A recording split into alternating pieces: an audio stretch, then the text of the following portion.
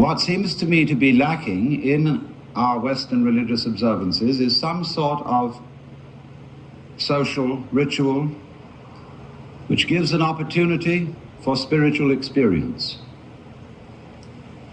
That is to say, for a transformation of the individual consciousness, so that in one way or another, the individual is able to realize his oneness with the eternal energy behind this universe, which some people call God, and others prefer not to name or to conceive. So what I'm proposing instead of the ordinary kind of religious service is, as I said, a contemplative ritual. And the idea is not to have everybody shaken up and whooping around, but to bring about a state of profound peace. So therefore I should say something in a preliminary way about meditation, or contemplation, as I prefer to call it. Meditation is the act of allowing one's thoughts to cease, is stopping the agitation of thinking.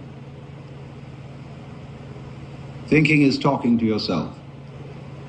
Now, if I talk all the time, I don't hear what anyone else has to say. Consequently, if I talk to myself all the time, I don't have anything to think about except thoughts. There is no interval between thoughts during which I can come into touch with reality, that is to say, the world which thoughts represent, as words represent events, or as money represents wealth. And so if I'm never silent in my head, I'm living in a world of total abstraction, divorced from reality altogether. Reality itself is neither mental nor spiritual, nor any concept that we can have of it. Reality is simply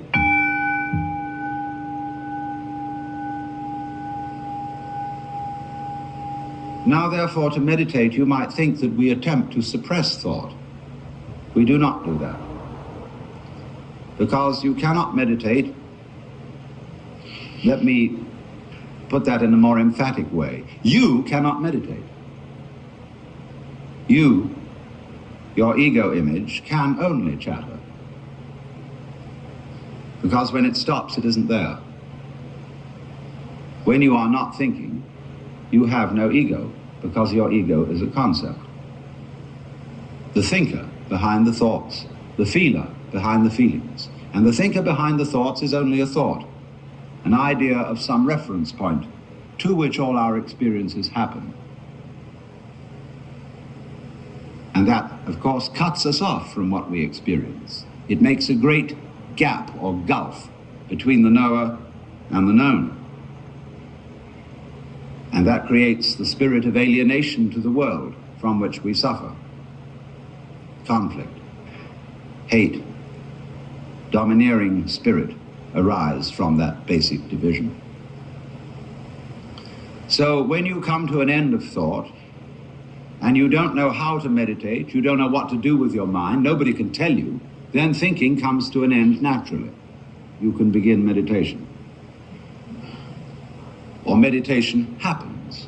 And that is, happening is the watching simply of what is. Of all the information to you conveyed by your exterior and interior senses, and of the thoughts that keep chattering on about it all. You don't try to stop those thoughts. You just let them run as if they were birds twittering outside. And they will eventually get tired of themselves and stop. But don't worry about whether they do or don't. Just simply watch whatever it is that you are feeling, thinking, experiencing, and that's it. Watch it. And don't go out of your way to put any names on it. That's really what meditation is. And you see, you're not expecting any result. You are in meditation in an eternal present. You are not doing it to improve yourself. You found you can't do that. Your ego can't possibly improve you because it's what's in need of improvement. Your ego can't let go of itself because it is a complex called clinging to oneself. That's what it is by definition. So it's just something that evaporates.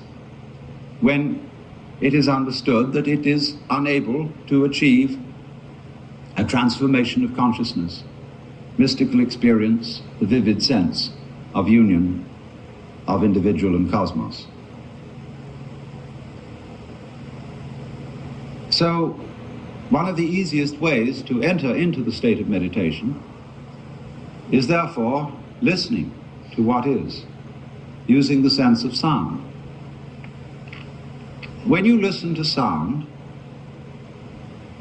you listen to it, just the random sounds, that are going on in the room, in the street, as if you were listening to music, without trying to identify its source, name it, or put any label on it at all.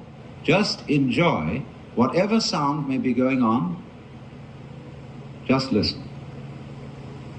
Now we can go on from that listening to making sound ourselves and also listening to it. And instead of making sound, we learn the knack of letting it happen through us. So then, we get to what is in India called the use of mantra. Words, sounds chanted, not for their meaning, but for their sound. And thus everything that will occur in the following celebration will not be in the English language. It is not intended to be understood in a discursive and intellectual sense. You are asked only to dig the sound. And I use the word dig advisedly because it means something a little more than appreciate. It means enter into, penetrate, get right to the bottom of. Because when you are listening to sound, and when you're letting sound hum through you, this is one of the most obvious manifestations of the energy of the universe. So, we concentrate, therefore, purely on the sound, and you will find some of them are so simple that you will all be able to join in with them. And please do so quite freely. It is a ritual, and it has a certain order to it, but it's very easy to get together. It doesn't require an enormous amount of dramatic rehearsal. And it's something that any group can do anywhere on a do-it-yourself basis anytime. And I suggest that churches get rid of their pews, where everybody is herded in like cattle to look at the backs of each other's necks, and that they spread their floor with rugs and cushions, and that they have something in which people can approach an ineffable, that means beyond words, spiritual experience, and not be told and forced into a particular pattern of thinking, of mentation. So you see, for that reason, I've only given the slightest suggestion of how one uses these mantra or the silence for meditation. You all have your own way of doing things like that. Do it your own way. All this is a vehicle, a support for contemplation.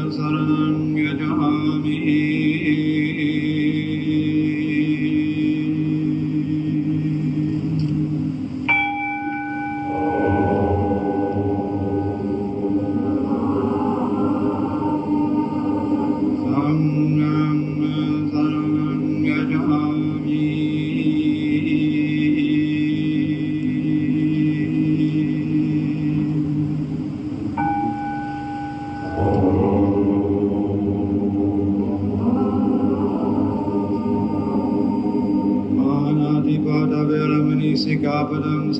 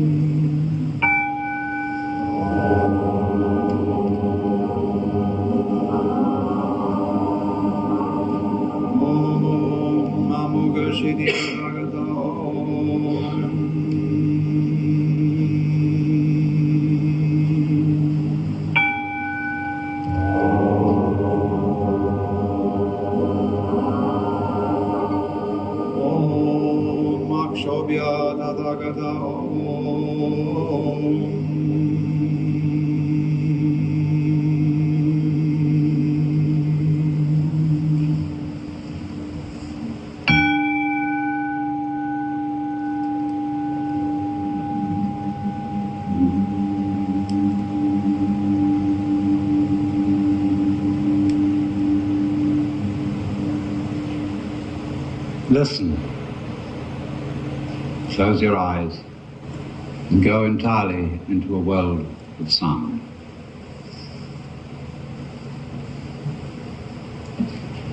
If I should say anything to you during this silence, just listen to the sound of my voice and don't worry about the meaning of the words. Your brain will take care of that by itself. The air which is playing with your ears is also playing with your lungs. If you let your lungs breathe as they wish to, without helping, watch what they do. When they feel like breathing out, let it go out, but don't assist. When it feels like coming in, let it come in, but don't pull.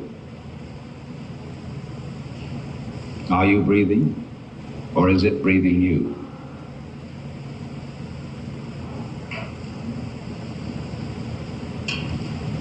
Remember, there is no special state you are supposed to be in. Simply let yourself be aware of whatever state you are in. Don't name it. Just feel. Now only is important.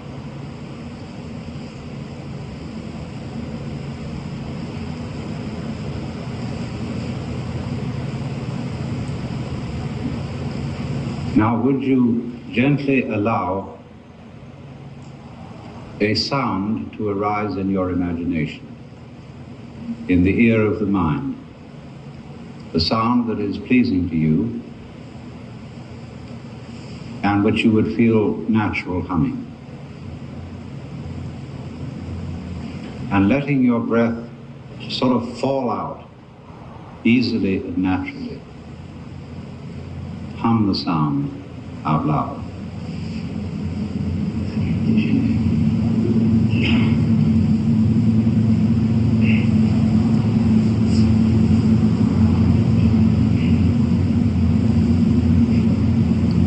Let it get louder.